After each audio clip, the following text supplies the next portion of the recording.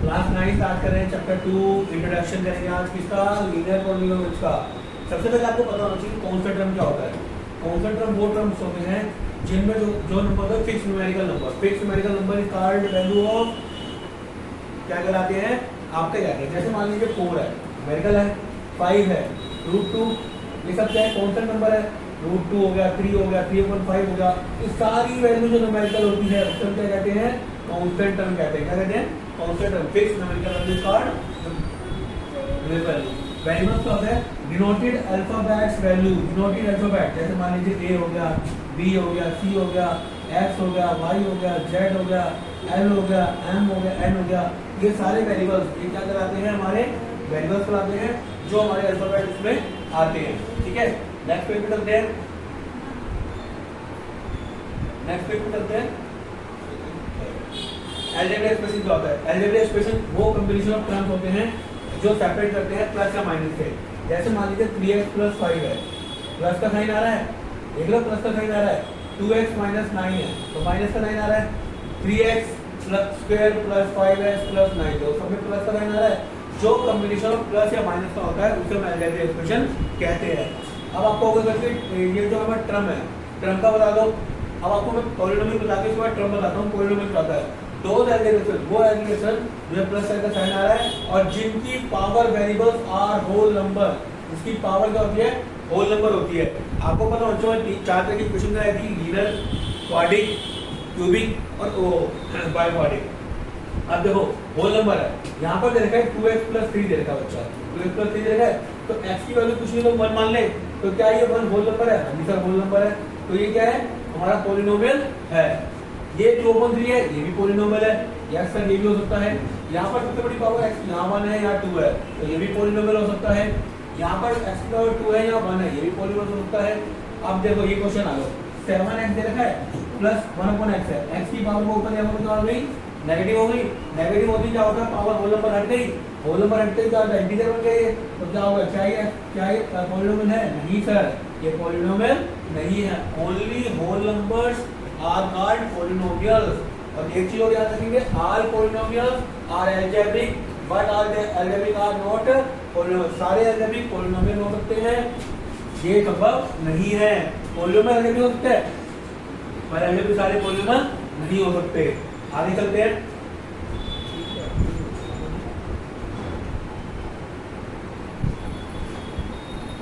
आप कह रहे हैं मोनोनोमियल क्या है, मैंने आपका टर्म क्या होता है, कोई भी x वैल्यू आ गई है, x 5y 7 z लिख लीजिए, 7z 9p 7 जो जिसमें देखो एक आ रहा है, एक टर्म आ रहा है, इसे एक टर्म को हम क्या कहते हैं, मोनोनोमियल कहा जाता है। इसे एक टर्म को हम मोनोनोमियल कहते हैं। बाइनोमियल होता है 7x + 5y, 9x + 7y, 2x - 5, ये सारे क्या, दो है ना, 1 2 1 2 1 2, ये सारे क्या है, बाइनोमियल है। अब ट्रिनोमियल में क्या होगा, जैसे मान लीजिए 2ax² + bx + c, 3 टर्म हो गए, a भी है, b भी और c भी है। अब कैसे, 3x² + 5x + 9, 3x² या 8x² + 9x + 9, ये क्या है, ट्रिनोमियल है। इसे ट्रिनोमियल हो जाता है। 3 टर्म होते हैं हमारे, मोनोनोमियल, बाइनोमियल और ट्रिनोमियल। तीनों टर्म्स के बाद होंगे प्लस माइनस करके क्या बनेंगे। अगर मैंने 3x + 5y लिख दिया तो ये टर्म बन गया, ये कौन सा टर्म बन गया, सेकंड टर्म, बाइनोमियल बन गया, बाइनोमियल टर्म हो गया। ठीक है जी, आगे बढ़ते हैं।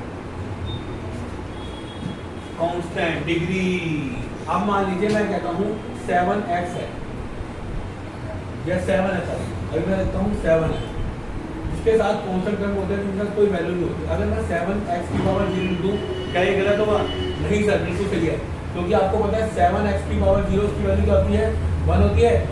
या तो 7 लिख दो या 7x की पावर 0 को लिख जाता है, कांस्टेंट टर्म कहलाते हैं। 9x की पावर 0 कांस्टेंट टर्म है, खाली 9 लिख दो तब भी कांस्टेंट टर्म है। लीनियर इक्वेशन क्या आता है, जिसमें क्या होता है, x की पावर सबसे बड़ी क्या होती है, 1 होती है। सबसे बड़ी पावर डिग्री क्या होती है, 1, देखो यहाँ पर 1 है ना, 1 होती है। क्वाड्रिक में सबसे बड़ी पावर क्या होगी भाई, क्वाड्रिक में बड़ी पावर क्या होगी, 2 होगी। क्यूबिक में सबसे बड़ी पावर क्या होगी, 3 होगी। बाइक्वाड्रिक में सबसे बड़ी पावर क्या होगी, 4 होगी। दोनों सबसे बड़ी पावर 4 होगी। फिर bx² + cx + d। Constant term जिसमें 7 आता है, 7 की पावर x की पावर 0 हो जाए, क्योंकि x की पावर 0 की वैल्यू क्या होती है, 1 होती है। 9 कह लो, कोई भी न्यूमेरिकल डिजिट कह लो, वो क्या होती है हमारी, क्या √2 कह लो, पाई कह लो, ये सब क्या है हमारे कॉन्स्टेंट टर्म होते हैं। पाई को नहीं कह सकते, पाई कॉन्स्टेंट टर्म होता। ठीक है भाई, अब लीनियर इक्वेशन आ गई जिसमें सबसे बड़ी पावर x की 1 होती है, क्वाड्रेटिक इक्वेशन में x की पावर 2 होती है, जिसके 2 रूट्स होते हैं, ये भी आप बड़ी क्लास में पढ़ोगे। क्यूबिक इक्वेशन, इसमें 3 पावर होती है सबसे बड़ी, डिग्री सबसे बड़ी, डिग्री को हम पावर कहते हैं, इसमें सबसे बड़ी डिग्री क्या आपकी 4 है। ठीक है, डिग्री ऑफ पॉलिनोमियल हो गया। नेक्स्ट चलते हैं, find the degree, find the degree of polynomial. देखो सबसे बड़ी पावर, अभी मैंने क्वेश्चन कराया, इसकी सबसे बड़ी x की पावर कितनी है सर जी, 2 है। इसमें x की y की सबसे बड़ी पावर कितनी है, 3 है। इसमें x की पावर क्या है, 0 है, क्योंकि कॉन्स्टेंट टर्म आ गया, उसकी पावर 0 होती है, अभी बताया। इसमें लीनियर इक्वेशन है, 4z - 3 दे रखा है, z की पावर 1 है। राइट पॉलिनोमियल जिसकी 1 2 3 पावर है, कोई भी 1 है उसे x + 1 लिख दो, b लिख दो। 2 पावर पूछे तो उसे कोई भी क्वाड्रेटिक इक्वेशन स्क्वायर वाला लिख दो। ठीक है, अगर कोई भी 3 पावर है उसे क्यूबिक वाला लिख दो। आपका आंसर सही है।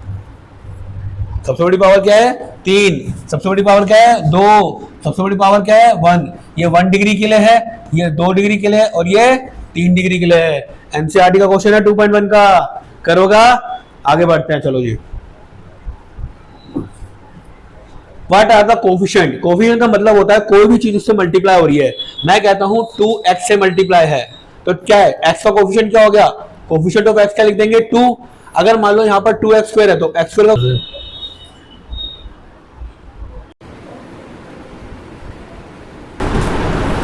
कोफिशिएंट क्या है, कोफिशिएंट जो होता है जो उससे मल्टीप्लाई होता है, जैसे 2x है तो 2x का क्या हो जाएगा, 2 is the coefficient of x।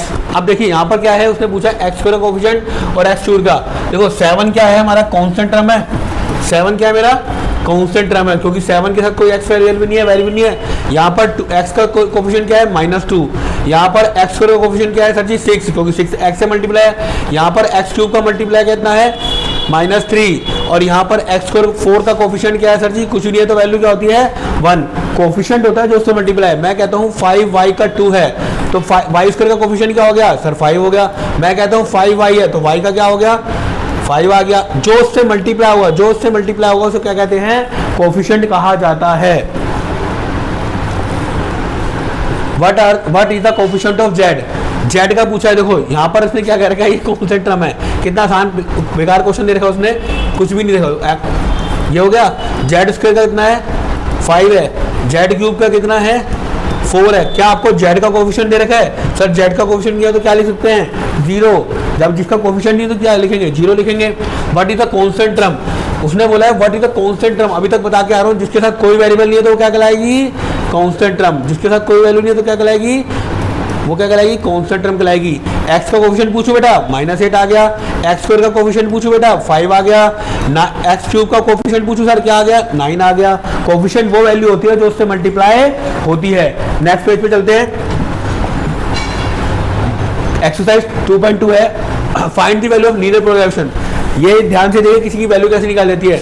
मान लीजिए मुझे कोई भी इक्वेशन दे रखी है, px = 5x - 3। हमें यहाँ पर क्या करना है, x की जगह 0 रख दिया। मैंने क्या क्या करा, x की जगह 0 रखा, 5 को 0 से मल्टीप्लाई, 0 -3, तो आंसर कितना आ गया, -3 आ गया। फिर मैंने वैल्यू क्या रखा, x की जगह -1, तो 5 - 1 -3 हो गया। -5 - 3 कितना आ गया, -8 आ गया। अगर मैंने x की वैल्यू जो है 2 रखी, तो 5 2 - 3 हो गया, 10 में से 3 का कितना आ गया, 7। ये 2 की वैल्यू आई है 2 रखने पर, ये -1 रखने पर आई है -8, और 0 रखने पर -3 आई है। नेक्स्ट क्वेश्चन कह रहा है find the value of quadratic equation. याद रखो क्वाड्रेटिक की वैल्यू कैसे निकाली है, x की जगह 0 रखना है। हमने क्या रखना है, कोई भी x की जगह, ये मान लिया हमारा x की वैल्यू हो गई PS4 7x² -4s + 6 दे रखी है। s की जगह 0 रख दी, -4 0 + 6, 0 से 0 0 से 0 0 + 6 कितना आ गया आंसर, 6 आ गया। इसकी वैल्यू कितनी आ रही है, 6। अब रखना है -3, जहाँ भी वो है -3 रखना है। 7 - 3 का होल स्क्वायर, -4 -3 + 6 +12 + 6, 3 3 9 9 7 7 63, आंसर आ जाएगा कितना, 60 70 70 70 और 11 81 आंसर आ गया। 4 का आपका आंसर निकाल के देना है, वैल्यू जहाँ भी है 4 निकाल के देख लेते हैं। चलो जी 4 की वैल्यू निकाल लेते हैं, क्या डरने की बात है। -4, अब यार ये माइनस होना था, यहाँ माइनस आएगा, माइनस आएगा 69 में से 12 जाएगा तो कितना हो जाएगा 7, 57 आंसर है इसका। माइनस की गलती आंसर क्या था, 69 - 12 57 आ जाएगा। अब हम 4 रख रहे हैं, 4 की जगह 4 रख रहे हैं +6। देखो 4 4 16, 16 को 7 से मल्टीप्लाई करो, -16 + 6, तो 16 7 जा कितना होता है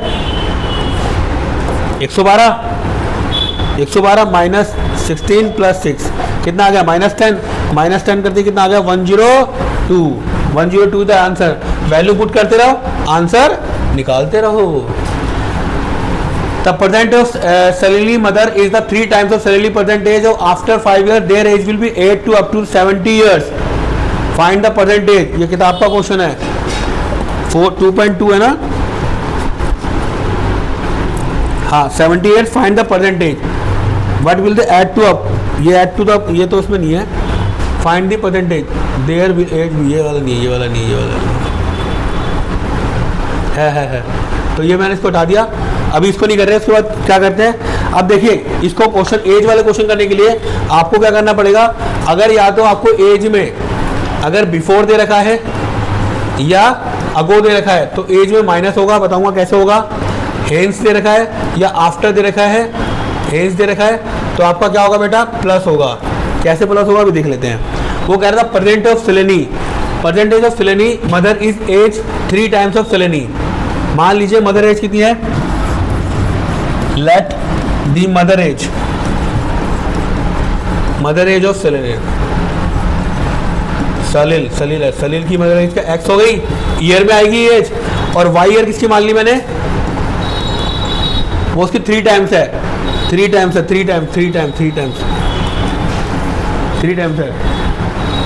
ब्रेक करा दूँ। उसने कहा है 21 को अगर मैं 5 से मल्टीप्लाई करता हूँ तो कितना आएगा 105। दोनों का देख लेना, दोनों का डिफरेंस 63 आ रहा है, हाँ जी आ रहा होगा, ठीक है जी।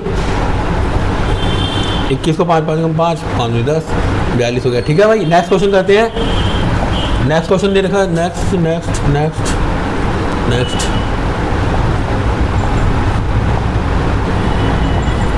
Ruby has 3 times as many, बंद कर दिया।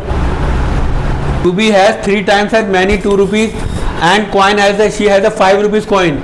मैंने पहले ले लिया, पहले देखा 5 रुपीज कॉइन कितने हैं भाई, 5 रुपीज कॉइन कितने हो गए मेरे बच्चों, एक्स हो गए, ठीक है। 5x के कॉइन एक्स हो गए तो उसकी वैल्यू कितनी हो गई, 5x हो गई। तो 5 में 5 से मल्टीप्लाई करने में कितने कॉइन हो गए। फिर मैंने 2 रुपीज़ के कॉइन क्या है, 2 रुपीज़ के कॉइन कितने हो गए, उसने कहा 5 रुपीज़ कॉइन है and she has a total of, उसके वो 3 गुना है, 2 रुपीज़ के कॉइन 3 गुना है तो 3x हो गए, ठीक है। और 2 रुपये के कॉइन है तो कितने हो गए 5 के, तो मैंने पहले x माना था तो 5 से मल्टीप्लाई था, 2 को 3 से मल्टीप्लाई करेंगे तो कितना आ जाएगा 3। क्यों किया, क्योंकि 3 टाइम्स बोल लगा था। याद रखना टाइम्स का मतलब मल्टीप्लाई होता है, टाइम्स का मतलब मल्टीप्लाई होता है। 6x आ गया और दोनों का total 5x plus 6x, total कौन कितने 88 है। 6 और कितना 11x 28 हो गया, x की वैल्यू कितनी आ गई 8 आ गई। तो 5 रुपीज़ कॉइन कितने हो गए उसके पास, 5 रुपीज़ कॉइन कितने हो गए, हमने x माना था तो कितने हो गए 5 × 8 कितना आ गया 40 कॉइन हो गए। और 2 रुपीज़ के कॉइन कितने हो गए, 2 रुपीज़ के कॉइन कितने थे 3x × 2 मतलब 6x थे, तो 6 × 8 कितना हो गया 48 हो गए। टोटल कर लो 48 और 40 दोनों मिला के 88 आ रहा है, इसका मतलब मेरा आंसर सही आया है, ठीक है सर। नेक्स्ट क्वेश्चन पे चलते हैं। ए फार्मर कट्स 300 फीट, मतलब 330 का इसे एक फेंच बनाया हुआ है, 2 पीस में काटा है डिफरेंट साइज में, एक larger price 4 time of longer at the shorter price. Let the shorter price का मान लिया मैंने, शॉर्टर प्राइस में बात काटा है उसे मैंने शॉर्टर प्राइस का मान लिया। शॉर्टर पीस कितना हो गया मेरा x हो गया और लॉन्गर पीस कितना हो गया 4 टाइम्स है ना मल्टीप्लाई, वो कह रहा है 4 गुना है 4 टाइम्स, तो उसे मैंने 4x मान लिया लॉन्गर वाले को, ठीक है। और वो कह रहा है कि 3x में कट जाता है, किस में कट जाता है, क्या हुआ, दोनों को प्लस करके कितना आ रहा है 300 आ रहा है, 5x इक्वल टू 300, x की वैल्यू कितनी आ रही है 60, x की वैल्यू कितनी आ रही है 60। देयरफॉर शॉर्टर वाले क्या हो गया, शॉर्टर को कितना हो गया 60 हो गया, ठीक है 60 का हो गया, और जो लॉन्गर वाला था उसे 4 गुना था, 4 × 60 कितना हो गया 240, दोनों को प्लस कर लो, हमारा 300 आया है, इसका मतलब मेरा आंसर सही है। नेक्स्ट क्वेश्चन, लास्ट क्वेश्चन हो शायद ये। If the length of rectangle is 3 times more than the twice of width, 3 times 3 more than 3 सा, और कितना का twice of its width, and the parameter is, आपको पता है पैरामीटर क्या होता है, parameter of rectangle, parameter of rectangle बता दो सर जी, 2 × L + B, L × B तो होता है एरिया होता है, L × B तो ठीक है, पैरामीटर रेक्टेंगल का ये हो रहा है। अब वो कह रहा है कि जो विड्थ है उसकी, मान लीजिए मैंने विड्थ को क्या है x मान लिया, क्योंकि उसने कुछ नहीं दे रखा, विड्थ को मैंने x मीटर मान लिया, कुछ भी मान लिया। अब जो उसकी लेंथ है, ध्यान देखिएगा लेंथ क्या कह रहा है, length is twice, more than twice, and width 3 times more than, 3 times तो मोर देन हो गई, और 2 टाइम्स मोर देन थी और 3 टाइम्स होगी, तो 2x + 3 आ गई। यहाँ पर हम वैल्यू रखेंगे, ये हमारी विड्थ L को हम L से दिखाते हैं, विड्थ को हम B से दिखाते हैं, विड्थ भी हो गई, और हमारा पैरामीटर दे रखा है, कितना दे रखा है, वैल्यू पुट कर लो पहले, x + 2x + 3 बराबर कितना दे रखा है 24 दे रखा है, 24 दे रखा है, ये 2 जाता था डिवाइड हो गया तो कितना हो गया 12 आ गया, 3x + 3, 3x + 12 में से 3 जाएगा तो कितना हो जाएगा 9, x की वैल्यू कितनी आ गई 3, तो विड्थ कितनी मेरी है 3 सेंटीमीटर, 3 मीटर जो भी दे रखी है, और ये 3 × 9, 3 × 6 = 9, ये कितनी आ जाएगी 9, और 9 को अगर हम करेंगे 9 × 3 12, 12 को 2 से करेंगे 24 आ रहा आंसर, इसका मतलब मेरा आंसर सही आया है। तो ये था मेरा आपका एक्सरसाइज 1.1 1.2। नेक्स्ट वीडियो में मैं आपको लेके आऊँगा, नेक्स्ट वीडियो में लेके आऊँगा आपको मैं, ठीक है। आज आपका ये थैंक यू है, थैंक यू फॉर ऑल, आपका सक्सेसफुल क्लासेस की वीडियो देखने के लिए, सक्सेसफुल क्लासेस की वीडियो देखने के लिए सब्सक्राइब कीजिए, लाइक कीजिए और शेयर कीजिए। धन्यवाद।